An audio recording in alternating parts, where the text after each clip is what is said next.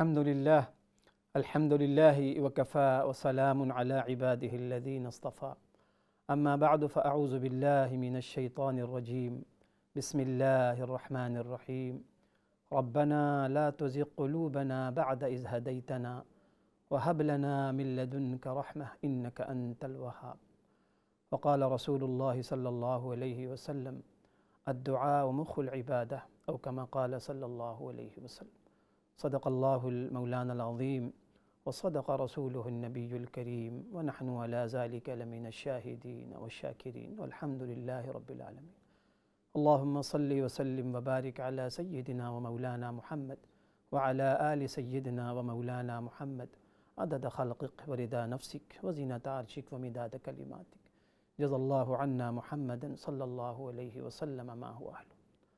محترم ناظرین و سامعین، السلام علیکم ورحمۃ اللہ وبرکاتہ۔ پروگرام رحمان کی رحمت میں آپ تمام دیکھنے والوں کو، سننے والوں کو دل کی اتاہ گہرائیوں سے خوش آمدید ہے، خیر مقدم ہے، ویلکم ہے، اور اللہ پاک سے دعا ہے اللہ پاک آپ سب کو، ہم سب کو، پوری امت کو خیر و برکت والی زندگی، امن و امان والی زندگی، عبادت والی زندگی عطا فرمائے، مرتے دم تک ہم سب اسلام پر قائم رہیں، اور جب ہم سب کا خاتمہ ہو تو اللہ کریم ہم میں سے ہر شخص کو، ہر فرد کو ایمان والی موت عطا فرمائے، آمین یا رب العالمین۔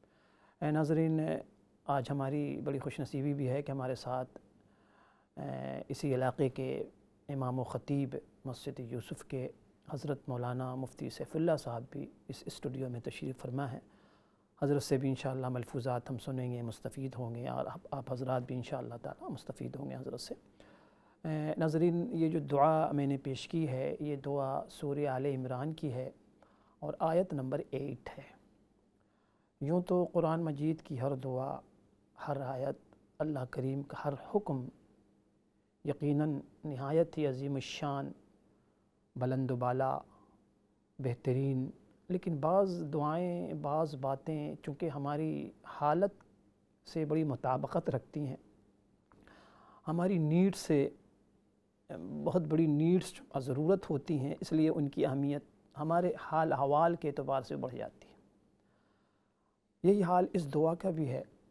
اس دعا سے پہلے جو آیت آئی ہے اور اسی کے سیاق و سباق سے بات چل رہی ہے، اس سے پہلی اور پیشتر آیت میں اللہ پاک نے تذکرہ کیا کہ هو الذی انزل علیک الکتاب، کہ اللہ کی وہ ذات ہے جس نے کتاب نازل کی۔ کتاب سے مراد قرآن کریم ہے۔ فرمایا کہ پھر قرآن مجید کے اندر دو قسم کی آیات ہیں، منہ آیات محکمات، ایک وہ آیتیں جو محکم ہیں، ہن ام الکتاب، اور انہی پر کتاب کی بنیاد ہے۔ محکم سے مراد جن کی معنی، مطالب بالکل واضح ہیں، کسی قسم کا اشتباہ نہیں۔ وَأُخَرُ مُتَشَابِهَاتٌ، اور دوسری کچھ آیتیں وہ ہیں تو متشابہات ہیں، جن کے معنی اور مطالب اللہ پاک کو بہتر معلوم ہوتا۔ ہمارا کام یہ ہے کہ ہم ایمان لیں۔ پھر اللہ پاک نے تذکرہ فرمایا کہ جس طریقے سے آیتیں دو قسم کی ہیں، لوگ بھی دو قسم کے ہیں۔ فَأَمَّا الَّذِينَ فِي قُلُوبِهِمْ زَيْغٌ، جن لوگوں کے دلوں میں ٹیڑھ ہوتا ہے، کجی ہوتی ہے، تو وہ ان آیتوں کے پیچھے پڑے ہوتے ہیں، ان آیتوں کے تعویل میں، اور ان کا مقصد کیا ہوتا ہے؟ فتنہ فساد پھیلانا، ابتغاء الفتنہ، فتنہ پھیلانے کے لیے، پھر اس کی نئی نئی تعویلیں گڑھ گڑھ کے لانا، خود بھی گمراہ ہونا، دوسروں کو گمراہ ہونا۔ آگے فرمایا کہ جو لوگ راسخ فی العلم ہیں، جن کو اللہ نے علم میں پختگی عطا فرمائی ہے، ان کا رویہ کیا ہوتا ہے؟ یقولون آمنا بھی، وہ کہتے ہیں ہمیں اللہ پہ ایمان لائے۔ اس کا جو بھی معنی مطلب ہے، اس پر ایمان لائے۔ کل من عند ربنا، سب اللہ کی طرف سے ہے۔ اور آخر میں اللہ فرماتے ہیں وما یذکر الا اولو الالباب، نصیحت تو عقل والے ہی حاصل کرتے ہیں، نصیحت پکڑتے ہیں۔ اب ان راسخون فی العلم کی دعا سکھائی۔ اب بتائیے اللہ پاک نے، جو لوگ راسخ فی العلم ہوتے ہیں تو اپنے علم پر ناز نہیں ہوتا ان کو، اپنے علم پر بھروسہ کر کے نہیں بیٹھ جاتے کہ بس جی میں تو عالم ہوں، میں تو مفتی ہوں، میں تو علامہ ہوں، میں تو قاری ہوں، اور میں تو اسپیکر ہوں۔ نہیں نہیں نہیں، نوٹ ایٹ آل، بالکل نہیں۔ وہ دعا کرتے ہیں اللہ پاک سے۔ کیا دعا کرتے ہیں وہ سنیے آپ۔ ربنا، اے ہمارے پروردگار، لا تزغ قلوبنا، اے اللہ ہمارے دل میں ٹیڑھ نہ پیدا کیجیے، کجی نہ آئے ہمارے دل میں، ہمارے دل میں کجی نہ آئے، دل کو سیدھا رکھیے گا، اسٹریٹ، دل میں کجی نہ آئے، کہ جس کا تذکرہ آپ نے پہلے فرمایا کہ جن کے دلوں میں کجی ہوتی ہے، فی قلوب زیغ، وہ متشابہ چیزوں کے پیچھے پڑے، ایسا دل ہم ربنا، اے ہمارے پروردگار، لا تزغ قلوبنا، ہمارے دلوں کو ٹیڑھا نہ کیجیے گا، وہب لنا من لدنک رحمہ، اور خاص اپنے پاس سے ہمیں رحمت عطا فرمائی۔ ایک تو رحمت عام ہے، یا اللہ ہم رحمت خاصہ چاہتے ہیں، آپ کی رحمت خاص ہو جائے، اس کے بغیر ممکن نہیں ہے دل کا سیدھا ہونا۔ وَحَبْ لَنَا مِن لَدُنْكَ رَحْمَةً إِنَّكَ أَنْتَ الْوَهَّابُ، یا اللہ آپ کی ذات تو ہے ہی بہت نوازنے والی، آپ کی ذات تو ہے ہی بہت عطا کرنے والی، وہاب اس ذات کو کہتے ہیں جو بہت زیادہ دینے والی ذات۔ تو ناظرین یہ تو مختصر سا، سادہ سا، سمپل سا اس کا ترجمہ ہے، انشاءاللہ میں تشریح بھی اس کی کروں گا۔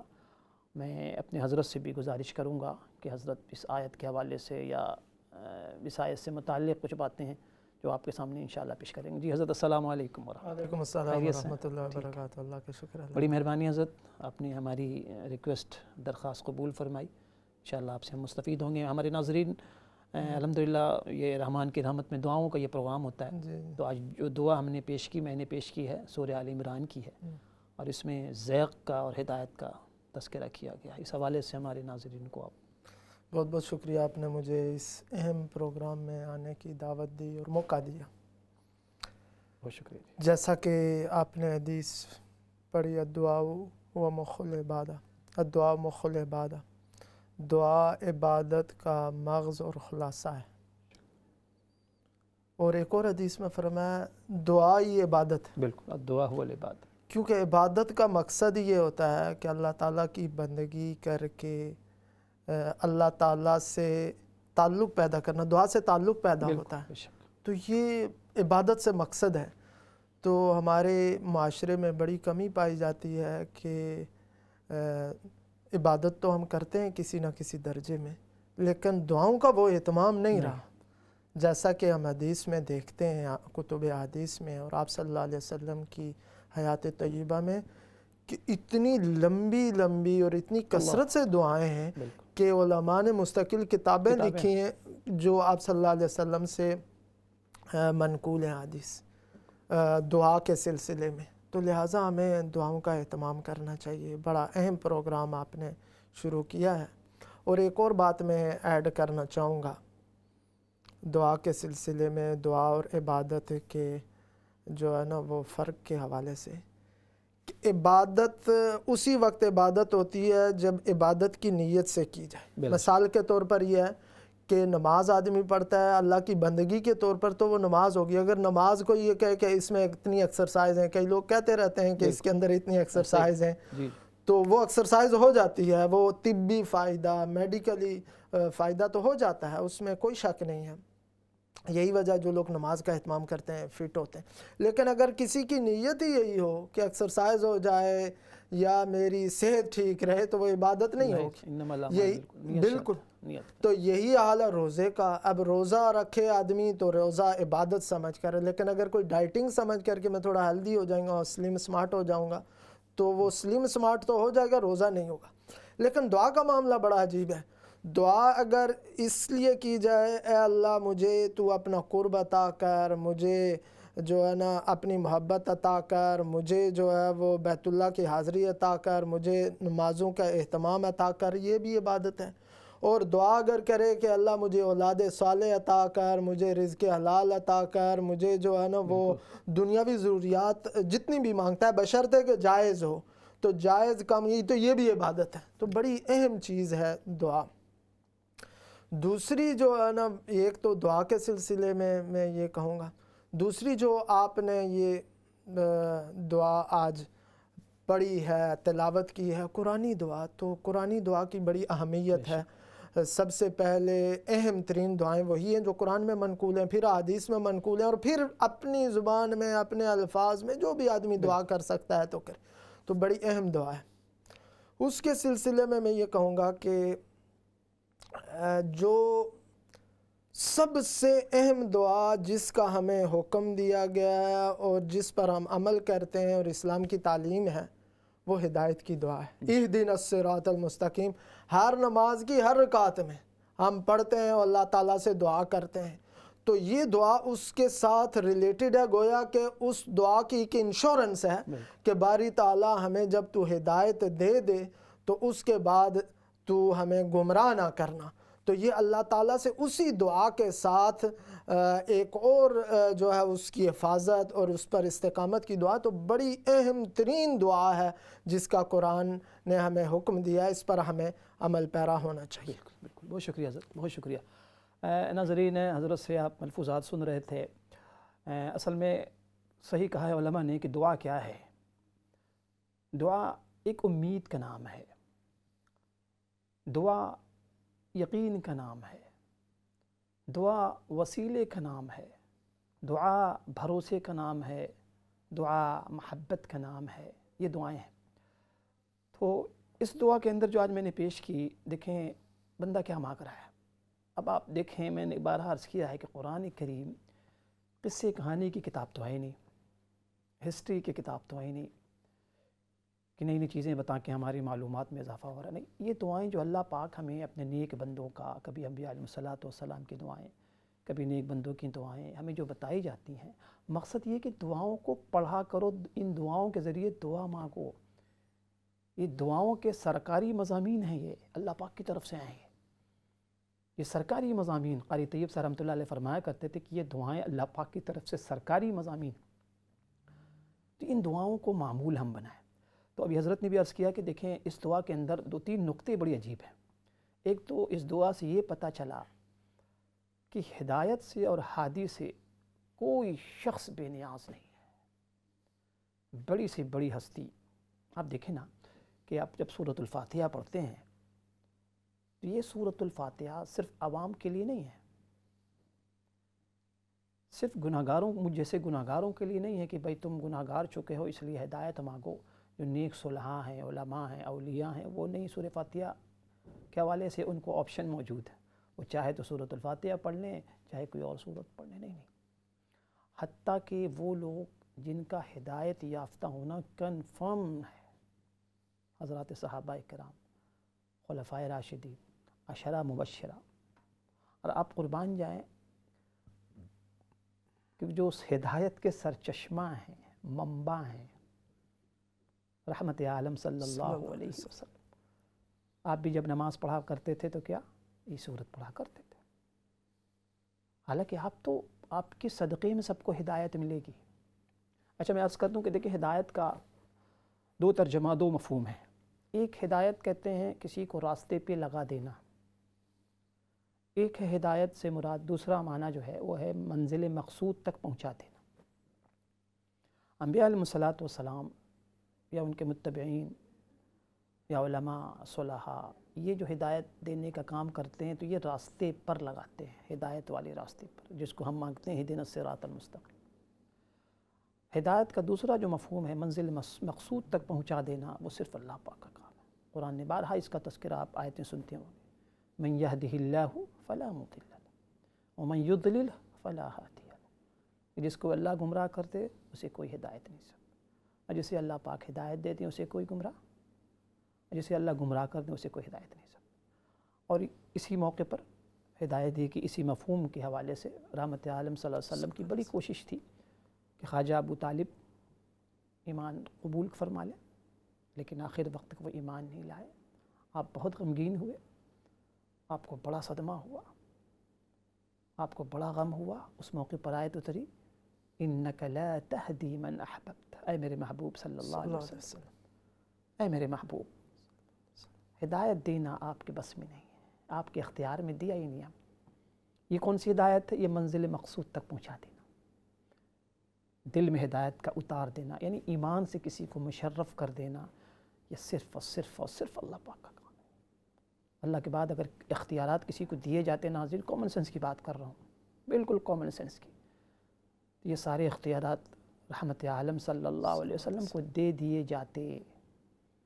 ہمہ شمہ ہم کس کھیت کی مولی ہیں کہتے ہیں، ہماری اوقات کیا ہے کہ ہم اور آپ کسی کو ہدایت دیتے ہیں؟ معاذ اللہ۔ ہاں، ہدایت والے راستے پہ گامزن کرنا، کسی کو ہدایت کی طرف بلانا، یہ ہم کر سکتے ہیں۔ تو اس آیت میں بڑی جامع یہ دعا ہے، اور اس دعا کو ہمیں اپنا معمول بنانا چاہیے۔ تو دو نقطے، ایک نقطہ یہ کہ کوئی شخص ہادی اور ہدایت سے بے نیاز نہیں ہے، اور دوسرا نقطہ یہ ہے ناظرین کہ کسی کو بھی اپنے سوء خاتمہ کے حوالے سے بے خبر نہیں، بے فکر نہیں ہونی چاہیے۔ میں یہ سمجھوں کہ میں تو مسجد کا امام ہوں جی، میں تو اب خطیب ہو گیا ہوں، اب مجھے ہدایت کی دعا مانگنے کی کیا ضرورت نہیں۔ ہر وقت انسان خدا ترساں، خدا لرزاں رہے کہ یا اللہ کہیں ایسا نہ ہو کہ ہدایت چھن جائے مجھ سے۔ اس آیت میں اسی بات کی بندہ اللہ پاک سے تاکید دعا کر رہا ہے۔ ایک صحابیہ نے پوچھا کہ اللہ کے نبی صلی اللہ علیہ وسلم، غالباً حضرت ام سلمہ رضی اللہ تعالیٰ کہ کیا دل بھی الٹ پلٹ ہوتا رہتا ہے؟ جسے اس آیت میں فرمایا گیا دل کو ٹیڑھا ہونے سے بچا لیجئے، ٹیڑھا نہ ہونے دے۔ تو رحمت عالم صلی اللہ علیہ وسلم نے فرمایا کہ ہاں دل الٹ پلٹ ہوتا رہتا ہے۔ دل اور ساری مخلوقات کے جو قلوب ہیں، دل ہیں، اللہ پاک کی دو انگلیوں کے درمیان ہے، اللہ جدھر چاہے پھیر دیتے ہیں۔ اس لیے ہر وقت ہمیں اللہ پاک سے دعا مانگنی چاہیے۔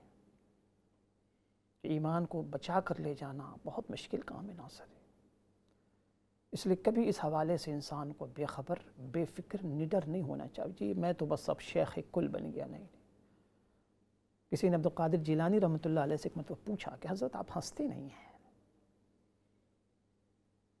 کبھی آپ کو میں نے ہنستے ہوئے، کھلکھلاتے ہوئے، جیسے ہم لوگ مستقل ہنستے رہتے؟ آپ نے فرمایا کہ میں کس بات پر ہنسوں، کس بات کی خوشی مناؤں؟ موت سے پہلے پہلے ہر لمحہ ایمان خطرے میں ہے، کسی بھی وقت نفس و شیطان کے ہم جال میں پھنس کر ایمان سلب ہو سکتا ہے ہمارا۔ ہاں میں ہنسوں گا کب؟ جب ایمان کو صحیح سالم بچا کر لے جانے میں کامیاب ہو جاؤں، یہ خاتمہ ایمان پر ہو جائے، تب میں واقعی ہنسوں گا، خوشی کا موقع ہوگا۔ جی حضرت۔ جی بہت عمدہ باتیں آپ نے کہی ہیں۔ اب جیسا کہ پہلے آپ نے اس دعا کا پس منظر، بیک گراؤنڈ آپ نے بیان کیا، میں اسی کو تھوڑا سا بیان کروں گا، آگے تھوڑی سی ڈیٹیل بیان کروں گا۔ یہ آیت کس پس منظر میں آئی ہے؟ وَالَّذِي أَنزَلَ عَلَيْكَ الْكِتَابَ مِنْهُ آيَاتٌ مُحْكَمَاتٌ هُنَّ أُمُّ الْكِتَابِ۔ اللہ تعالیٰ نے فرمایا کہ میں نے قرآن کے اندر جو آیات نازل کی ہیں وہ دو طرح کی ہیں، ایک محکمات ہیں، ایک متشابہات ہیں۔ جن لوگوں کے دلوں میں ٹیڑھ ہے وہ متشابہات کی پیروی کرتے ہیں۔ اور آج کے پس منظر میں، جی حالت حاضرہ کے پس منظر میں کتنی اہم بات ہے، بہت اہم بات ہے، اور کتنے فتنوں کا دور ہے آج حضرت۔ بالکل۔ تو یہ جو ہے نا بڑی اہم بات ہے کہ متشابہات کی، اس کی علماء نے مثالیں بیان کی ہیں، اور یہ سورہ مبارکہ جیسا کہ آپ جانتے ہیں کہ نازل ہوئی ہے اس موقع پر جب نجران سے ایک وفد آیا تھا عیسائیوں کا، آپ صلی اللہ علیہ وسلم سے عیسیٰ علیہ السلام کے بارے میں سوال کیا، ڈیبیٹ کرنے کے بارے میں آیا تھا، تو اس موقع پر نازل ہوئی ہے۔ اب عیسائیوں کے کیا ہے، وہ متشابہات کو لیتے ہیں، محکمات کو چھوڑ دیتے ہیں۔ اب جو ہے وہ قرآن کریم میں آیا، حضرت عیسیٰ علیہ السلام کلمت اللہ آیا ہے، روح اللہ آیا ہے، اب یہ متشابہات ہیں۔ دوسری کلیئر کٹ آیتیں ہیں، ان ہوا الا عبد انعمنا علیہ، وہ تو اللہ کے بندے، وہ خود اقرار کرتے ہیں سورہ مریم کے اندر، قال انی عبداللہ، میں تو اللہ کا بندہ ہوں۔ بہت سے مواقع میں ان کی بارے میں بالکل محکمات آیات آئی ہیں، لیکن عیسائیوں نے ان محکمات کو چھوڑ کر متشابہات کی پیروی کی، تو جس کی وجہ سے وہ گمراہی کا شکار ہوئے۔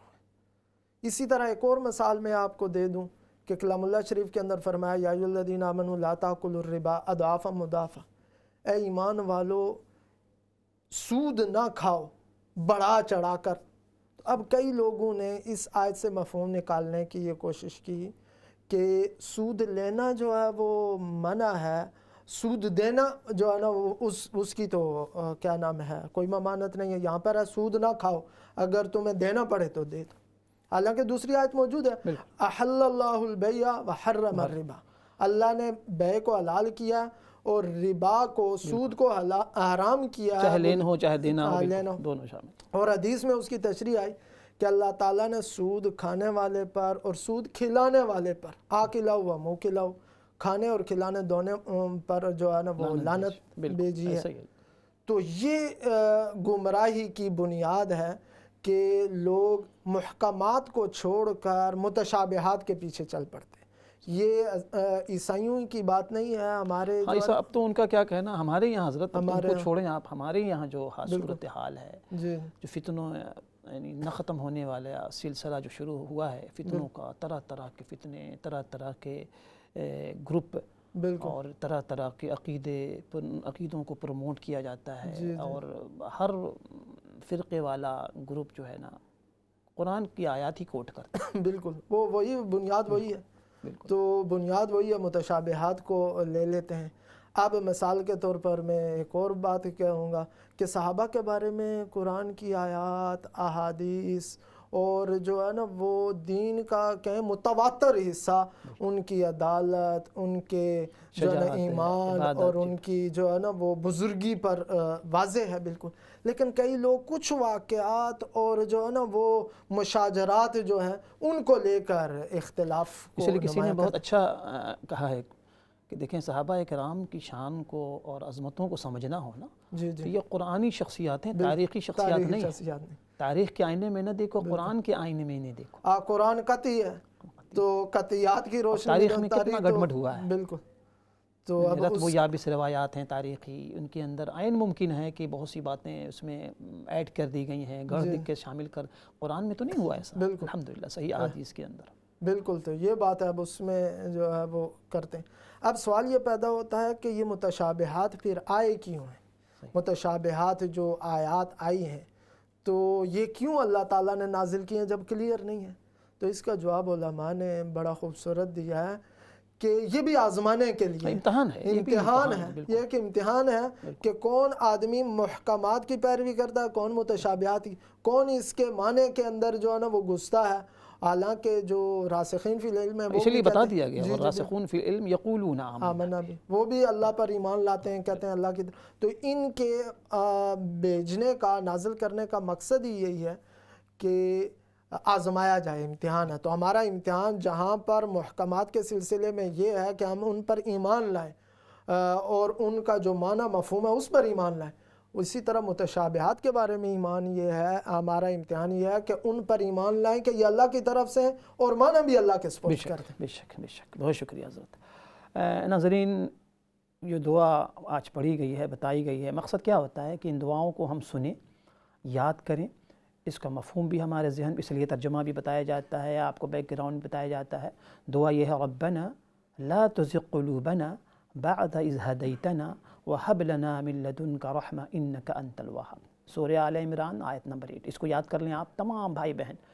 آپ دیکھیں نا، ہما شما ہماری کیا حیثیت ہے۔ رحمت عالم صلی اللہ علیہ وسلم کے بارے میں آتا ہے کہ آپ جب سجدے میں جاتے تو کثرت سے یہ دعا پڑھا کرتے تھے کہ اللہم یا مصرف القلوب صرف قلوبنا علی طاعتک، اے میرے اللہ، اے دلوں کے پھیرنے والے، دلوں کو الٹ پلٹ کرنے والے، یا اللہ میرے دل کو اپنی طاعت کی طرف پھیر دے۔ دوسری دعا کے اندر ہے ثبت قلبی علی دینک، کہ اللہ میرے دل کو اپنے دین پر ثابت قدم رکھ۔ آپ ذرا غور کریں کہ یہ دعائیں کون مانگ رہا ہے؟ کہ بعد از خدا بزرگ توئی قصہ مختصر، لا یمکن الثناء کما کان حق، یہ وہ ہستی ہیں، یہ وہ ذات گرامی ہے کہ اللہ کے پاس سب سے بڑا مقام و مرتبہ آپ کو حاصل ہے۔ بظاہر آپ دیکھیں کہ آپ کو یہ دعا کرنے کی ضرورت نہیں تھی، آپ تو بخشے بخشائے ہیں۔ آپ جب لمبے سجدے کرتے، لمبے رکوع کرتے، عائشہ رضی اللہ تعالیٰ عنہ عرض کرتی ہیں، اے اللہ کے رسول صلی اللہ علیہ وسلم، آپ تو بخشے بخشائیں، آپ کو اتنی مشقت اٹھانے کی کیا ضرورت؟ قربان جائیں اس جملے پہ۔ آپ نے فرمایا کہ یا عائشہ افلا اکون عبدا شکورا، اے عائشہ کیا میں اللہ کا شکر گزار بندہ نہ بن جاؤں؟ جس اللہ نے اتنا بڑا مقام و مرتبہ مجھے عطا فرمایا، کیا میں اس کا شکر گزار بندہ نہ بن جاؤں؟ ہماری آپ کی کیا حیثیت ہے، کیا اللہ اکبر، کیا اوقات ہے۔ ہمیں تو کثرت کے ساتھ ان دعاؤں کو پڑھنا بھی چاہیے، کرنا۔ میں بارہا عرض کرتا ہوں کہ مفتی شفیع صاحب رحمہ اللہ نے لکھا ہے کہ اللہ پاک نے دعا مانگنے کا حکم دیا، صرف دعا پڑھا نہ کریں، دعا مانگا کریں۔ مختصر سے بریک کے بعد انشاءاللہ پھر حاضری ہوگی۔ السلام علیکم ورحمۃ اللہ وبرکاتہ۔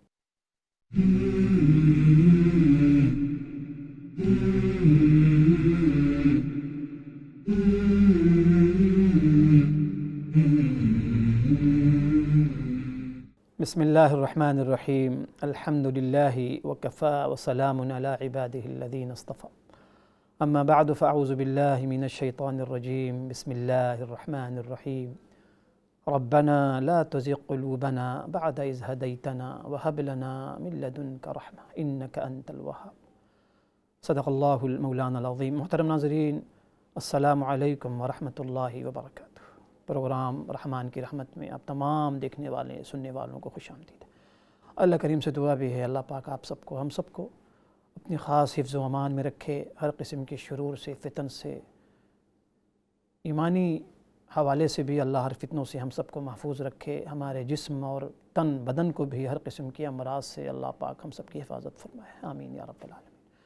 नाज़रीन, ये दुआ मैंने आपकी खिदमत में पेश की है। मैंने अर्ज़ किया है कि यह दुआ सूरह आल इमरान जो कि तीसरी सूरत है कुरान मजीद की, आयत नंबर 8 है, 8 है, और ये बड़ी अजीम शान दुआ खुसूसन इस वक्त के हालात के एतबार से जहाँ हर तरफ फ़ितने ही फ़ितने हैं, फ़साद ही फ़साद है, ईमान को लूटने वाले चारों तरफ से यलगार करके बैठे हुए हैं, किसी तरीके से ईमान लूटा जाए। तो एक तो अमली तौर पे कोशिश और साथ साथ दुआ और दवा। लेकिन दुनिया दारुल असबाब है। अब एक शख्स है दुआ तो करता हो लेकिन इन फितनों से बचने के लिए कोई असबाब इख्तियार न करे, ज़ाहिर है कि वो भी रॉन्ग है। और दुआ को छोड़कर सारा इन्हिसार सिर्फ दवाओं पर हो, यानी सिर्फ असबाब पर हो, वो भी गलत है। मोमिन की शान ये है कि असबाब को इख्तियार करते हुए अल्लाह पाक से दुआ भी करता रहे। तो एक तो दुआ को इस मामूल बनाएं। अच्छा, कॉल्स ऑन है, आप चाहें तो कॉल्स करके इस दुआ के हवाले से, हिदायत के हवाले से, ज़ैक़ क्या है उसके हवाले से, टेढ़पन क्या है उसके हवाले से, तो आप सवाल करें। सवाल से एक तो आपको भी फ़ायदा होगा, दूसरे जितने लोग सुनेंगे, जिन को फ़ायदा होगा तो उसका सवाब आपको भी मिलेगा। तो मैं अर्ज़ कर रहा था कि देखें, इस दुआ के अंदर अल्लाह पाक ने अहले इल्म, रासिखून फ़िल इल्म की दुआ बताई है कि वो कैसे दुआ करते हैं। यानी कुरान मजीद का जो उसलूब है नाज़रीन, इतना अज़ीम शान, और कुरानी दुआएं इतनी बाबरकत, इतनी इसके अंदर रूहानियत, नूरानियत है कि इसका हम अंदाज़ा भी नहीं कर सकते। दुआ के उसका उसलूब देखें। सबसे पहले रब्बना, ऐ हमारे परवरदिगार। मैंने बारहा अर्ज़ किया है कि जब बंदा अल्लाह पाक को रब कह के पुकारता है ना, तो गोया अल्लाह पाक की रहमत जोश में आ जाती है। हमारे साथ एक कॉलर हैं जो इनको भी शामिल करते हैं। अस्सलाम वालेकुम व रहमतुल्लाह। वालेकुम सलाम व रहमतुल्लाहि व बरकातहू। जी मेरी बहन। वालेकुम सलाम व रहमतुल्लाहि व बरकातहू। जी जी फरमाइए, क्या सवाल है? ये दुआ दसने हो कि आयत केड़ी है? आयत नंबर 8 है, 8। आयत नंबर 8 जी, सूरह आल इमरान है। अच्छा जी, अल्हम्दुलिल्लाह, शुक्रिया। बहुत शुक्रिया जी। तो मैं अर्ज़ कर रहा था कि रब्बना, जब बंदा रब कह के अल्लाह पाक को पुकारता है तो गोया अल्लाह पाक की रहमत को मुतवज्जे करता है कि ऐ मेरे परवरदिगार, ऐ मेरे रब, ऐ मेरे रब। ये वजह है कि बंदा रब नाम नहीं रख सकता, अब्दुर रब होना चाहिए, रब नहीं। रब अल्लाह की शान है, सारी कायनात का रब्बुल आलमीन है, रब है कायनात का। उसके बाद फरमाया कि ला तुज़िग़ क़ुलूबना, ए अल्लाह हमारे दिलों को के अंदर टेढ़ न पैदा कर। अब देखें, यहाँ क़ल्ब का, क़ुलूब का तज़किरा किया है। मालूम ये हुआ कि फ़साद, टेढ़पन, कजी, उसकी इब्तदा दिल से होती है। दिल में जब कजी आती है तो फिर उसका इजहार आज़ा व जवारे से होता है, ज़बान से होता है। दिमाग सबसे पहला जो मरकज़ है ना हिदायत का या गुमराही का, वो दिल है। इसलिए अल्लाह वाले लोग जो है ना क़ुलूब की इस्लाह करते हैं, क़ल्ब की इस्लाह होती है। हमारे शेख फरमाया करते थे कि रगड़ें जब लाख खाता है दिल, बड़ी मुश्किल से बन पाता है दिल, बड़ी मुश्किल से। हमारे यहाँ मुहावरे में बहुत सी गलत बातें भी राइज हैं। बहुत से लोग एक दूसरे के बारे में कह देते हैं, खुसूसन ख़वातीन, कि जी वो जो बस उसकी ज़बान ही ख़राब है, दिल बहुत अच्छा है। हमारे उस्ताद कहते थे बिल्कुल गलत, ये मुहावरा 100% गलत, 100% गलत। क्यों? इसलिए कि सवाल ही नहीं पैदा होता कि एक आदमी का, एक ख़ातून का दिल अच्छा हो और ज़बान गंदी हो, नहीं हो सकता। دل جب اچھا ہوتا ہے ناظرین تو زبانیں پاکیزہ ہو جاتی ہیں، نگاہیں پاکیزہ ہو جاتی ہیں، خیالات پاکیزہ ہو جاتے ہیں، تفکرات پاکیزہ ہو جاتے ہیں۔ ایک کالر ہمارے ساتھ ہیں، ان کو شامل کرتے ہیں۔ السلام علیکم ورحمۃ اللہ۔ جی وعلیکم السلام۔ بس مجھے یہ جاننا چاہتی ہوں کہ مجھے ذرا دل میں دعا کرنے کی بارے میں تھوڑی سی روشنی ڈالیے کہ زبان سے دعا کرنی زیادہ بہت ضروری ہے یا پھر انسان دل میں بھی کر سکتا ہے؟ جی بہت شکریہ، بہت شکریہ جی آپ کا۔ جی نیکسٹ کالر، السلام علیکم۔ وعلیکم السلام۔ مولانا صاحب اس کے اوپر تھوڑی سی روشنی ڈال دیں کہ اگر ہم سبزی لینے باہر جاتے ہیں یا کوئی چھوٹی سی چیز لینے جاتے ہیں تو اتنا پرکھتے ہیں اور اتنا دیکھتے ہیں کہ یہ صحیح ہو، اس میں کوئی داغ نہ ہو، کسی قسم کی کوئی ایسی چیز نہ ہو، تو کیا دین کے معاملے میں ہمیں کیوں اتنے؟ جی بہت شکریہ میری بہن، کوئی اور سوال ہو تو ضرور کیجیے گا۔ جی بہت شکریہ، جزاکم اللہ۔ اچھا، پہلا سوال میری بہن نے پوچھا ہے کہ زبان سے تو ہم دعا کرتے ہی رہتے ہیں، کیا دل سے بھی دعا کرتے ہیں؟ کر سکتے ہیں، بالکل۔ اصل تو میں نے ابھی عرض کیا کہ ہیڈ کوارٹر مرکز ہی دل ہے، مرکز ہی دل ہے۔ میں نے ابھی عرض کیا نا کہ رگڑیں جب لاگ کھاتا ہے دل، بڑی مشکل سے بن پاتا ہے دل کی جب اصلاح ہو جائے نا، دل کا اگر تزکیہ ہو جائے تو پھر دل ہر وقت دل بھی ذاکر بن جاتا ہے۔ اصل تو ذاکر دل ہے۔ زبان سے ہم ذکر اس لیے کرتے ہیں کہ زبان سے ذکر کر کے اتنا ہم یوزڈ ٹو ہو جائیں کہ زبان کی وجہ سے ہمارا دل دماغ بھی ذاکر بن جائے۔ ہاں، جہاں زبان سے کرنے کا حکم ہے، جیسے نماز میں آپ تلاوت زبان سے کریں گی، تلاوت زبان سے کی جاتی ہے، لیکن ذکر جو ہے جہاں ایسے موقع پر آپ ہیں جہاں زبان سے آپ نہیں کر سکتی تو آپ دل سے ذکر کر سکتی ہیں۔ لیکن نماز وغیرہ میں جہاں ہمیں قرآن کی تلاوت کا حکم ہے، تلاوت ذکر دل سے نہیں ہو سکتا، بلکہ تلاوت کے لیے زبان کا استعمال ضروری ہے۔ ٹھیک ہے۔ اچھا، دوسرا سوال میری بہن نے پوچھا ہے، بلکہ پوچھا بھی ہے اور بڑی اچھی نصیحت بھی کی، بڑی اچھی یعنی سوالیہ نشان چھوڑ کے گئی ہیں۔ بڑی اچھی بات، اللہ جزا خیر دے میری بہن آپ کو۔ وہ سوال یہ ہے بہن کا، میری سوالیہ نشان لمحہ فکریہ، کہ ہم جب بازار جاتے ہیں، شاپنگ کے لیے جاتے ہیں، کوئی چیز خریدتے ہیں تو ایک بار نہیں کئی بار پرکھتے ہیں، اس کو دیکھتے ہیں۔ 1 پاؤنڈ کا اگر ہمیں 1 پاؤنڈ کی بھی کوئی چیز لینی ہو نا تو ہم دیکھتے ہیں ایکسپائری کیا ہے۔ پیٹا بریڈ خرید رہے ہوں، دودھ لے رہے ہوں تو ہم دیکھتے ہیں ایکسپائری کہیں ایکسپائر تو نہیں کر گیا۔ لیکن دین کے معاملے میں وجہ اس کی یہی ہے میری بہن کہ دین کے معاملے میں ہم بہت ہی یعنی اہمیت نہیں دیتے دین کو، اہمیت ہی ختم ہو گئی، عظمت ہی دین کی نکل گئی۔ کیونکہ اللہ رسول کی عظمت جب ہوتی ہے تو دین کی بھی عظمت ہوتی ہے، اور جب دین کی عظمت ہوگی تو اللہ والوں کی بھی عظمت ہوتی ہے، علماء کی عظمت، اور پھر باتوں کی عظمت ان کے، اور پھر ہم پرکھنا بھی پھر ہم چاہیں گے کہ کون سے عالم کون سی بات کر رہے ہیں، کیا خدا ناخواستہ وہ قرآن و حدیث کے خلاف تو نہیں ہے۔ اب تو ہم نے کہیں سے بھی کوئی بات لے لی تحقیق کیے بغیر، جس کو بھی اس شکل میں ہم نے دیکھا تو ہم یہی باور کر لیتے ہیں کہ عالم ہی ہوں گے، مفتی ہی ہوں گے۔ اچھا، ایک کالر ہمارے ساتھ ہیں، ان کو بھی شامل کرتے ہیں۔ جی السلام علیکم ورحمۃ اللہ۔ السلام علیکم۔ جی وعلیکم السلام ورحمۃ اللہ۔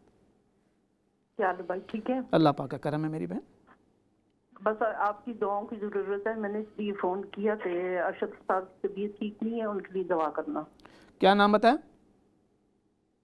اشرف صاحب آپ کے فرینڈ جو ہیں۔ اچھا ارشد صاحب، اچھا اچھا اچھا، اللہ کریم، ہاسپٹل میں ہیں۔ انا للہ و انا الیہ راجعون، اللہ شفا دے جی، اللہ پاک شفا دے ان کو۔ بس ان کے لیے دعا کرنا۔ ضرور ضرور، بہت شکریہ بہت شکریہ۔ اللہ ان کو شفائے کاملہ عاجلہ مستمرہ دائمہ عطا فرمائے، اور تمام بیماروں کے لیے دعا ہے۔ دیکھیں بہت سے لوگ بیمار ہیں، بہت سے لوگ علیل ہیں، ہاسپٹل میں ہیں، اسپتالوں میں ہیں، گھروں میں پریشان حال ہیں۔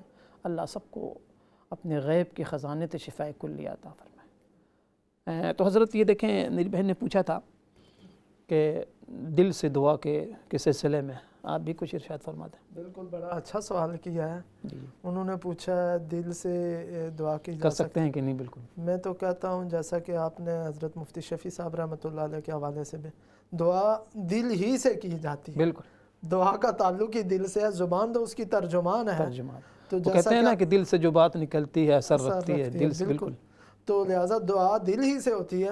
ہاں کبھی کبھی زبان سے آدمی اظہار کر دے، اور جیسا آپ نے مفتی شفیع صاحب رحمۃ اللہ علیہ کا قول نقل کیا کہ ہم دعائیں پڑھتے ہیں اس کا مطلب ہے دل سے نہیں کرتے، تو ہمیں دعائیں دل سے کرنی چاہیے۔ نہیں، ان کا مقصد غالباً یہ ہوگا حضرت جی کہ بہت سے ایسے مقامات ہوتے ہیں، مثال کے طور پہ ہم وضو کر رہے ہیں، جی جی ٹھیک ہے، اس موقع پر ہم زبان استعمال نہیں کر سکتے، بالکل ٹھیک ہے نا، تو ایسے موقع پر میں تو کہتا ہوں کہ آپ ذکر میں دعا کرتے ہیں، بالکل چلتے میں آپ ڈرائیونگ کر رہی ہیں، جی آپ کوئی مصروف ہیں کسی کام میں، بالکل زبان مصروف ہے لیکن دل آپ کا ذاکر بنا رہے۔ ہمارے ساتھ ایک کالر ہے، ان کو بھی شامل کرتے ہیں۔ جی السلام علیکم۔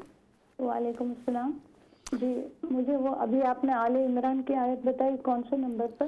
آیت نمبر 8 ہے میری بہن، آپ پڑھ سکتے ہیں؟ ہاں بالکل۔ ربنا لا تزغ قلوبنا ربنا لا تزغ قلوبنا بعد إذ هديتنا وهب لنا من لدنك رحمة إنك أنت الوهاب، جس کا ترجمہ ہے کہ اے ہمارے پروردگار، ہمارے دلوں کو، قلب کی جمع قلوب ہے، ہمارے دلوں کے اندر زیغ نہ پیدا ہو۔ زیغ کہتے ہیں ٹیڑھے پن کو، کجی کو، ٹیڑھا ہو جانا، یعنی اچھی خاصی بات کا ٹیڑھا مطلب نکالنا اور بتانا۔ آج یہی ہو رہا ہے نا پوری دنیا میں، ٹھیک ٹھاک ساری بات بالکل ٹھیک ہوتی ہیں، قرآن پڑھتے ہیں آپ کے سامنے، آیت کا ترجمہ اور مفہوم ایسا کریں گے بالکل آپ کو ہٹا کے چھوڑیں گے راستے سے۔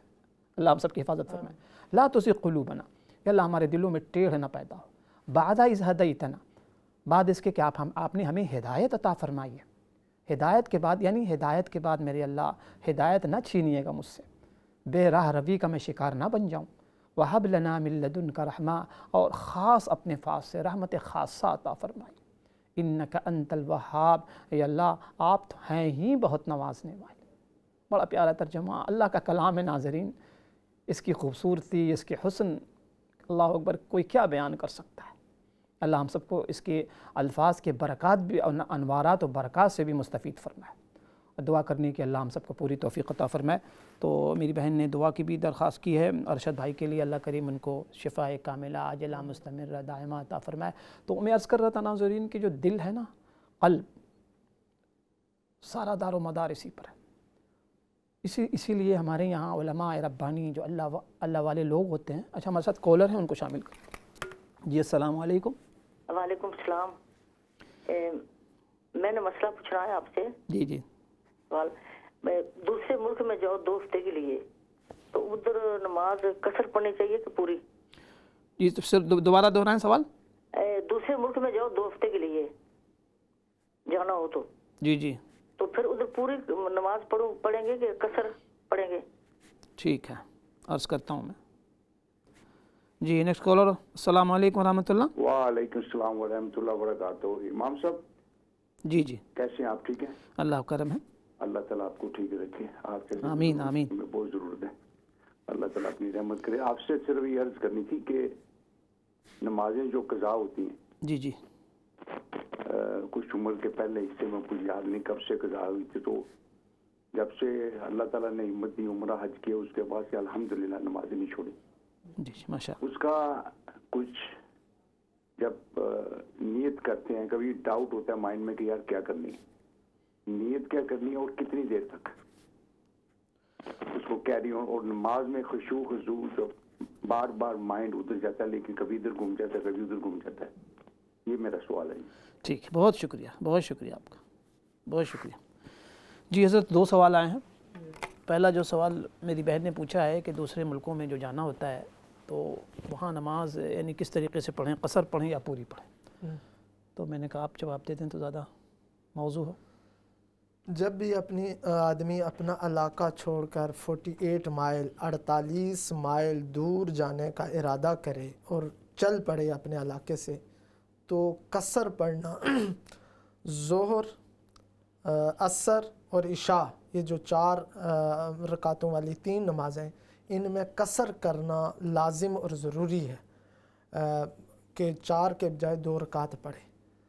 تو جب تک وہ وہاں پر رہے گا 15 دن کا بھی وہ ہے، 15 دن، اگر 15 دن رہنے کی نیت کر لی پھر تو اس مقام پر جا کر مقیم ہوگا پوری نماز، لیکن اگر 15 دن سے کم کی نیت کی ہے، یعنی 2 شرطیں ہیں جی مسافر کے لیے، جی بالکل، ایک 48 مائل اور دوسرا 15 دن سے کم کا آپ کا 15 ارادہ دن سے کم کی نیت کی ہو تو آپ اس میں مسافر ہوں گے، اور 4 رکعت والی نماز کو آپ 2 پڑھیں گے، 2 پڑھنا لازم اور ضروری ہے۔ وتر کو پورا پڑھیں گے، مغرب کا ایسا نہ ہو کہ 1.5 کر لیں آپ۔ جی، باقی سنتوں کی جو ہے وہ تاکید ختم ہو جاتی ہے۔ ایسی صورت میں اگر آدمی کو سہولت ہو تو سنتیں پڑھ لے، اور اگر پریشانی ہو، کوئی مصروفیت ہو، تو سنتوں کی اس طرح تاکید نہیں رہتی جیسا کہ عام حالات میں ہوتی. صحیح صحیح، بہت شکریہ. میری بہن آپ نے سن لیا ہوگا مسئلہ کہ 2 شرطیں ہیں مقیم یعنی مسافر بننے کے لیے. آپ نے سفر شروع کیا اور آپ کا سفر 48 مائلز ہو، اس سے کم نہ ہو، منیمم 48 مائلز ہو، اس سے کم نہ ہو. دوسری شرط یہ ہے کہ آپ نے جہاں آپ جا رہے ہیں، جا رہی ہیں، آپ 15 دن سے کم کا ارادہ ہو. 15 دن سے اگر زیادہ کا 15 دن یا زیادہ کا ارادہ ہوگا تو پھر آپ مقیم ہو جائیں گی، پھر پوری نماز پڑھنی ہوگی.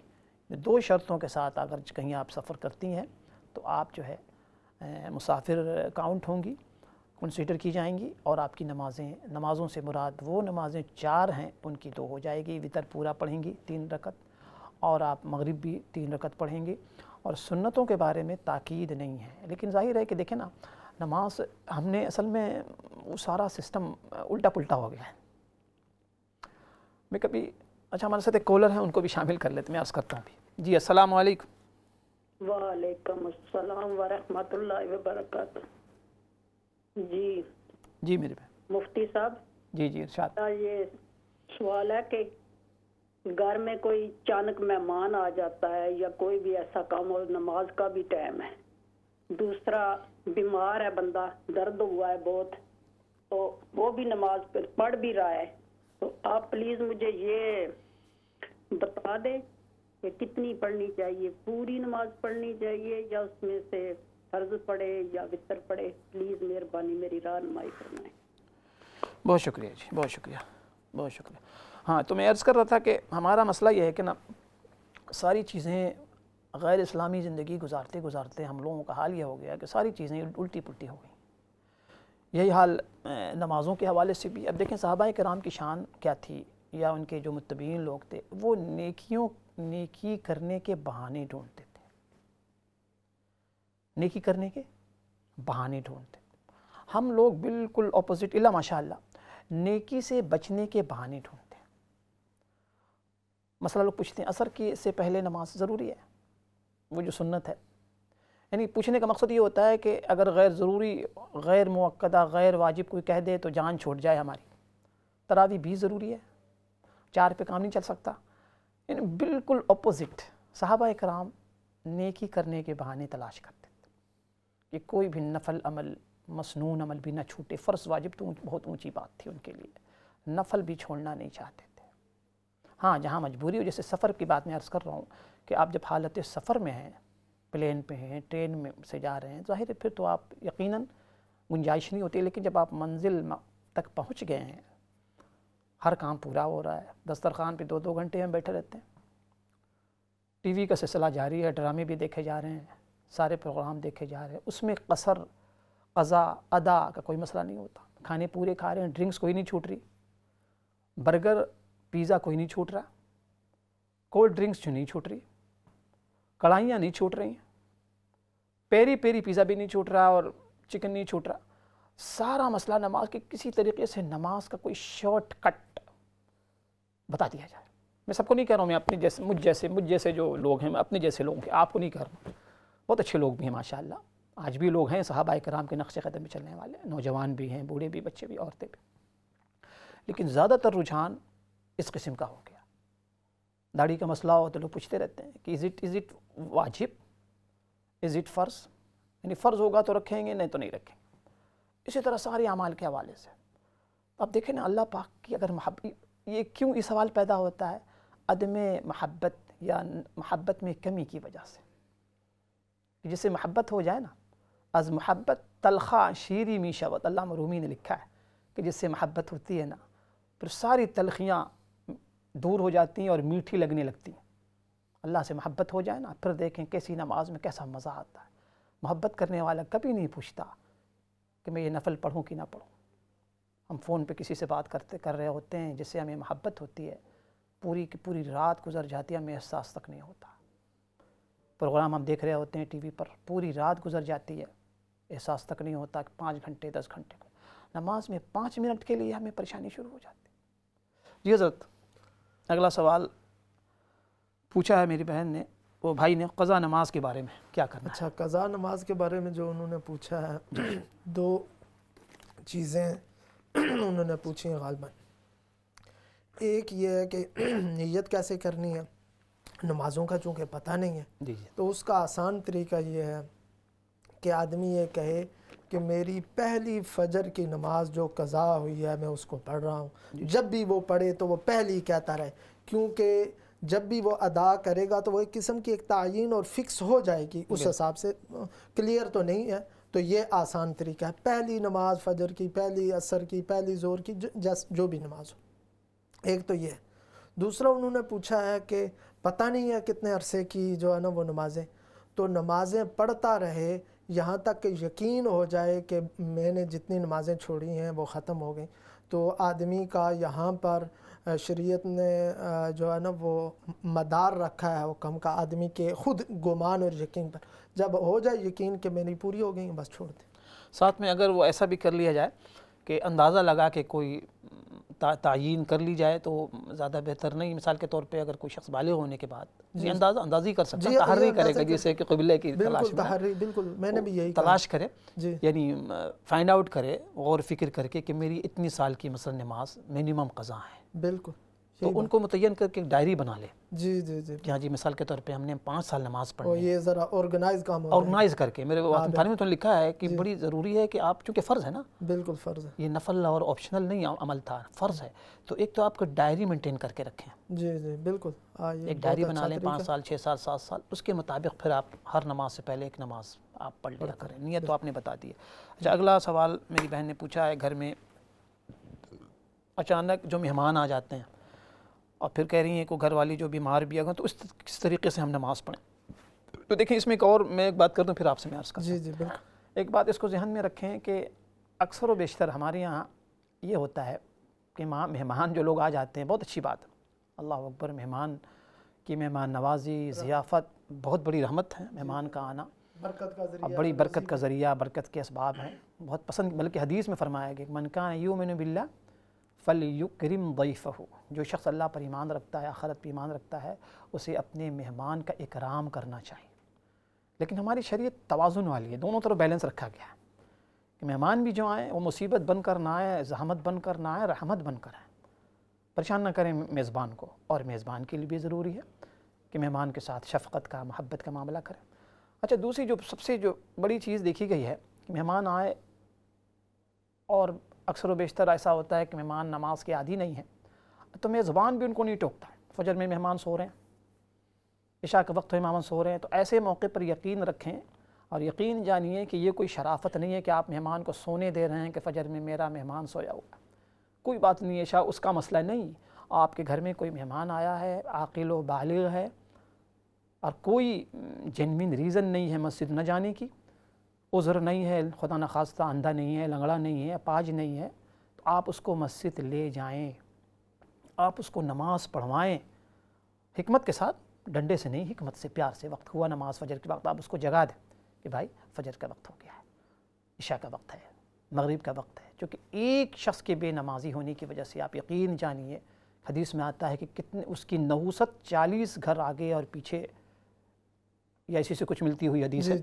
کہ اس کی نحوست پھیلتی، تو آپ یقین جانیں آپ کے، اور اندازہ لگائیں کہ جس گھر کے اندر بے نمازی بیٹھے ہوں، فجر نہ پڑھتے ہوں، عشاء نہ پڑھتے ہوں، اس گھر کی نحوست کا کیا حال ہوگا۔